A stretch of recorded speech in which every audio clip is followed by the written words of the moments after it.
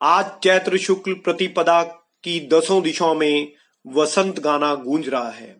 हरे भरे पेड़ पौधे नई कोमल पत्तियों से प्रकृति की रमणीयता को कई गुना कर रहे हैं।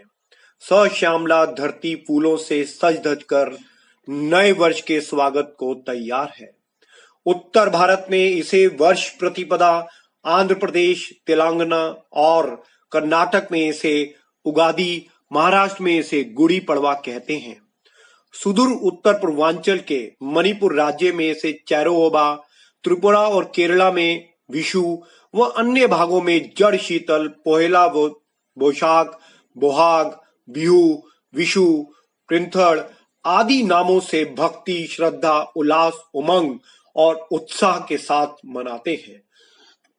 पिछले गत सहस्त्र वर्ष की आक्रमणकारी व लुटेरों के शासन अधिपत्य के कारण हमने अपनी सत्ता, संपत्ति व स्वायत्ता ही नहीं खोई, पर हमारे धर्म, संस्कृति और परंपरा पर कुठाराघात होने के कारण वे शासन में प्रचलित पद्धति की वजह से ईस्वी कैलेंडर के 1 जनवरी को नववर्ष मनाने का प्रचलन चल पड़ा। हम अपने मौलिक व तथ्यपूर्ण नववर्ष का उत्सव पीछे छोड़ के चल रहे हैं। चैत्र शुक्ल प्रतिपदा का ऐतिहासिक महत्व के बारे में विस्तार से जानते हैं। इसी दिन ब्रह्मा जी ने सृष्टि की रचना प्रारंभ की। सम्राट विक्रमादित्य ने इसी दिन राज्य स्थापित किया। इन्हीं के नाम पर विक्रमी संवत का पहला दिन प्रारंभ होता है। प्रभु श्री राम के राज्याभिषेक का दिन यही है। शक्ति और भक्ति के 9 दिन अर्थात नवरात्र का पहला दिन भी यही है। सिखों के द्वितीय गुरु श्री अंगद देव जी का जन्म दिवस है। स्वामी दयानंद सरस्वती जी ने इसी दिन आर्य समाज की स्थापना की एवं क्रमवंतो विश्व आर्यम का संदेश दिया।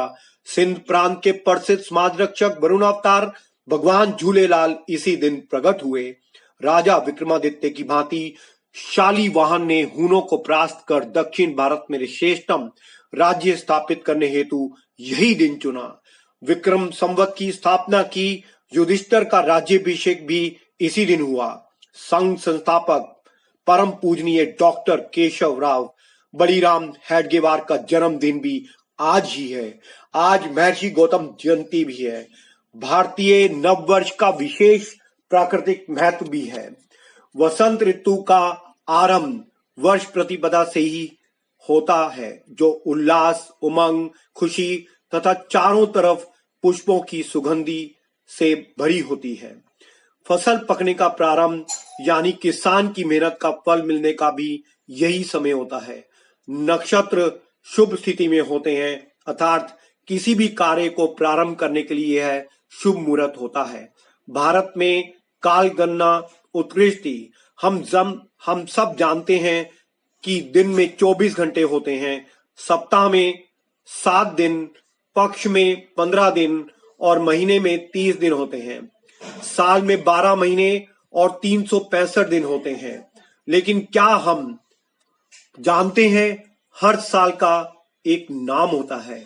जैसे साल में 12 महीने और हर महीने का एक नाम होता है, ठीक वैसे ही वर्ष चक्र या साल का चक्र होता है। एक चक्र में 60 साल होते हैं। 60 साल पूरे होने के बाद फिर वर्ष चक्र आरंभ होता है। उस चक्र में साल के नाम प्रभव, विभव, शुक्ल, प्रमोद, प्रजापति, दुदंबी, रुद्रोदारी, रक्ताक्षी, क्रोधन, अक्षा, पहले के 5 और अंतिम 5 के साल के नाम ही उल्लेख कर रहा हूं। उचित समय और स्थान पर सभी नामों की चर्चा करेंगे। 13 अप्रैल 2021 को जो वर्ष प्रारंभ हो रहा है उसका नाम है प्लव। प्रसिद्धि और प्रशंसा से दूर रहकर त्याग और तपस्या के मार्ग को अपनाते हुए हिंदू संगठन को अपना लक्ष्य मानकर 1925 में राष्ट्रीय स्वयंसेवक संघ की स्थापना हुई। इसकी स्थापना करने वाले डॉक्टर केशव राव बलिराम हेडगेवार का जन्म चैत्र शुक्ल प्रतिपदा वर्ष प्रतिपदा के दिन हुआ। भारत के इतिहास में 20वीं शताब्दी एक बहुत ही महत्वपूर्ण काल रहा। इस काल में अंग्रेजी दमन के खिलाफ देश में जगह जगह अनेक आंदोलन चलाए गए। इसी क्रम में 1925 में संघ की स्थापना भी एक विलक्षण और अद्भुत घटना सिद्ध हुई। देखने में सरल और छोटी सी दिखने वाली संघ की स्थापना बाद में एक विशाल वटवृक्ष का धारण करते हुए राष्ट्र जीवन के हर पहलू को छूता गया। डॉक्टर हेडगेवार का जन्मदिन पर देश विदेश में रहने वाले संघ स्वयंसेवक आद्य सरसंघचालक प्रणाम करके उनके प्रति श्रद्धा प्रकट करते हैं। विश्व के इतिहास में ही एक विलक्षण संस्था की शुरुआत करने वाले हेडगेवार जी का जीवन सभी के लिए प्रेरणा देने वाला है। केशवराव बलीराम हेडगेवार का जन्म 1 अप्रैल 1889 चैत्र शुक्ल प्रतिपदा के दिन नागपुर के एक गरीब ब्राह्मण परिवार में हुआ था। बचपन से ही क्रांतिकारी प्रवृत्ति के थे और उन्हें पराधीनता बिल्कुल नहीं भाता था। स्कूल में पढ़ते समय अंग्रेज इंस्पेक्टर के स्कूल में निरीक्षण के लिए आने पर केशवराव ने अपने कुछ सहपाठियों के साथ उनका वंदे मातरम जय घोष से स्वागत किया, जिस पर केशवराव को स्कूल से निकाल दिया गया। एक बार स्कूल में महारानी विक्टोरिया के जन्मदिन पर स्कूल से मिले लड्डू को यह कहकर फेंक दिया कि विदेशी रानी के जन्म दिवस की हमें कोई खुशी नहीं है। उन्होंने मैट्रिक तथा अपनी पढ़ाई पूना के नेशनल स्कूल में पूरी की। 1910 में जब डॉक्टरी की पढ़ाई के लिए कोलकाता गए तो उस समय वहां देश की नामी क्रांतिकारी संस्था अनुशीलन समिति से जुड़ गए। 1915 में नागपुर लौटने पर वह कांग्रेस में सक्रिय हो गए और कुछ समय में विदर्भ प्रांतीय कांग्रेस के सचिव बन गए। 1920 में जब नागपुर में कांग्रेस का देश स्तरीय अधिवेशन हुआ तो डॉक्टर केशवराव बलीराम हेडगेवार ने कांग्रेस में पहली बार पूर्ण स्वतंत्रता को लक्ष्य बनाने के बारे में प्रस्ताव प्रस्तुत किया तो तब पारित नहीं किया गया।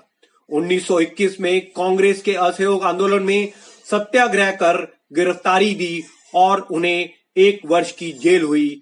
तब तक वह इतने लोकप्रिय हो चुके थे कि उनकी रिहाई पर उनके स्वागत के लिए आयोजित सभा को पंडित मोतीलाल नेहरू और हकीम अजमल खान जैसे दिग्गजों ने संबोधित किया।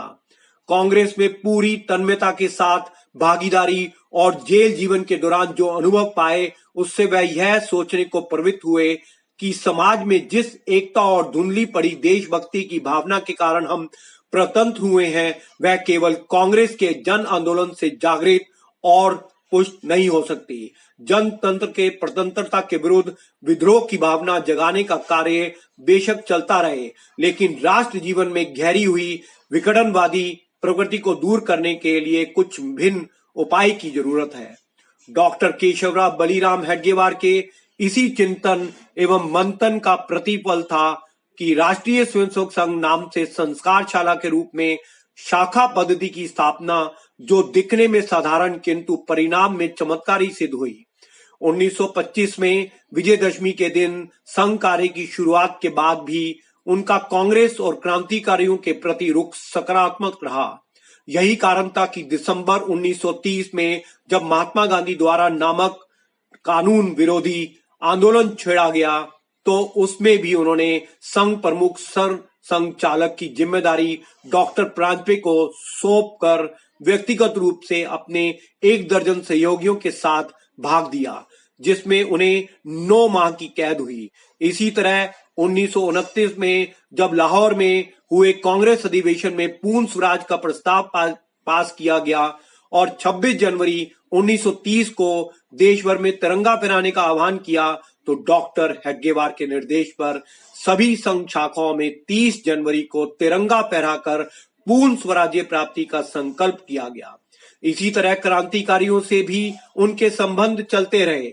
जब 1928 में लाहौर में उप कप्तान सैंडर्स की हत्या के बाद भगत सिंह राजगुरु और सुखदेव फरार हुए तो राजगुरु फरारी के दौरान नागपुर में डॉक्टर हेडगेवार के पास पहुंचे थे, जिन्होंने उमरेड में एक प्रमुख संघ अधिकारी भैयाजी ढानी के निवास पर ठहरने की व्यवस्था की थी।